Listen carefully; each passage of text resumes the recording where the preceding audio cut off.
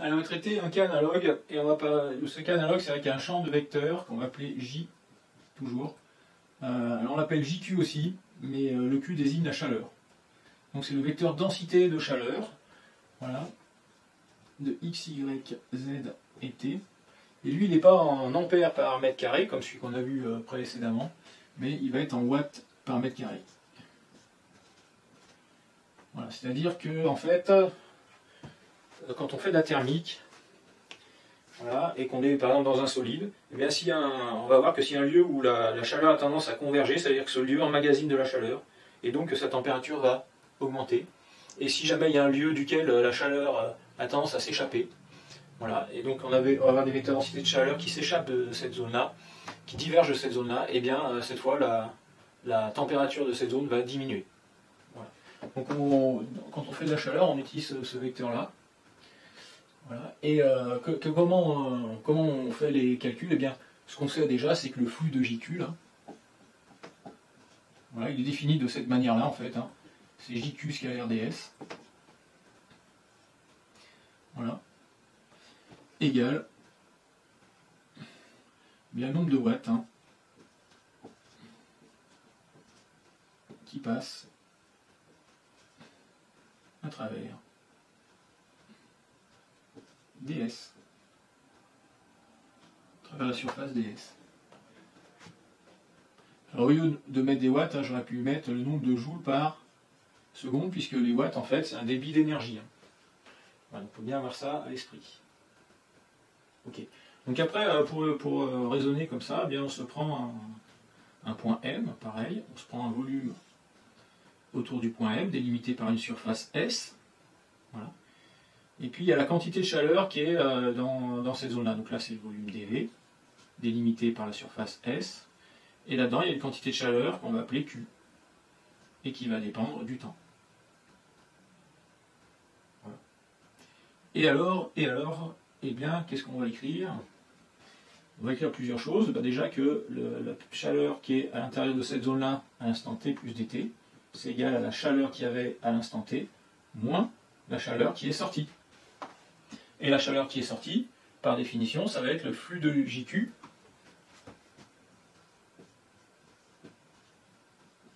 qui multiplie dt, le temps par.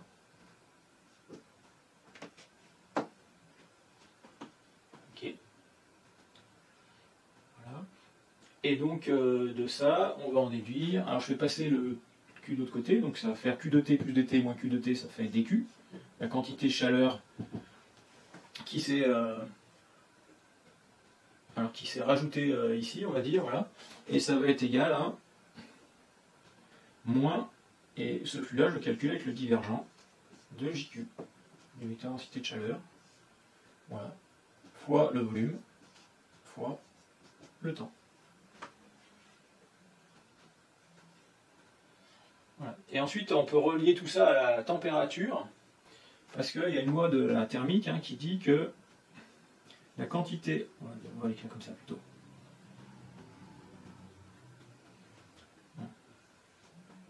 la quantité de chaleur reçue, enfin, la variation de quantité de chaleur qui est contenue ici, d'accord, eh bien ça se relie à la variation de température par alors quelque chose qui s'appelle la capacité thermique du matériau qui est dans cette région-là de l'espace. Voilà. Donc la capacité thermique, ça se note C, et c'est multiplié par la masse. Donc on multiplie par la masse de, ce qui est, de matière qui est à l'intérieur. Donc on va appeler ça, je vais mettre dm, puisque c'est une petite masse qui est contenue dans un petit volume dV. Voilà. Et fois la variation de température. Voilà, ça c'est la température. Donc en gros, si je rentre de la température dans cette zone, de la chaleur, pardon, ça fait monter la température. Et si je sors de la chaleur, ça fait baisser la température. Et le coefficient de proportionnalité, c'est C fois dm, comme ça. Voilà, donc il n'y a plus qu'à mettre bout à bout dans l'équation qui était ici. Et on obtient quoi? Donc on obtient C qui multiplie dm fois la variation de température est égal à moins div de JQ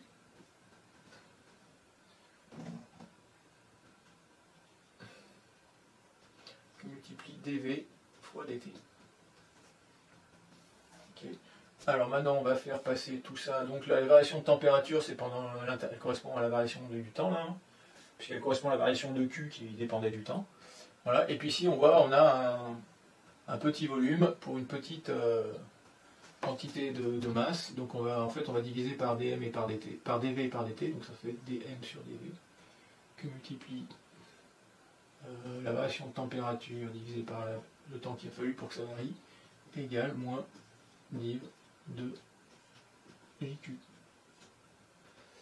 Voilà. Alors ce truc-là, c'est la masse divisée par le volume qu'elle occupe, ça s'appelle la masse volumique, c'est le fameux ρm qu'on avait utilisé précédemment, qui multiplie dt sur dt, égale moins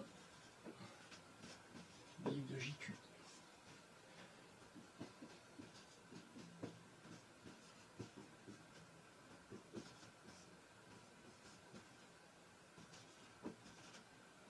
J'oublie les flèches sur les JQ. Voilà. Donc ça constitue une des équations fondamentales de la diffusion de la chaleur dans les solides notamment. Voilà. Ça peut faire aussi pour les liquides quand il n'y a pas de convection.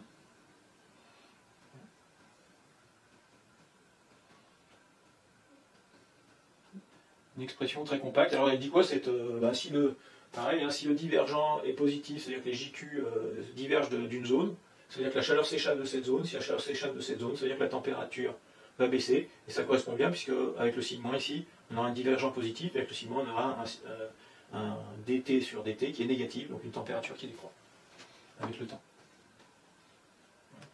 Et réciproquement, si les vecteurs densité de chaleur convergent vers une zone de l'espace, eh bien c'est que la température de cette zone va augmenter. Voilà, ça nous fait un troisième exemple.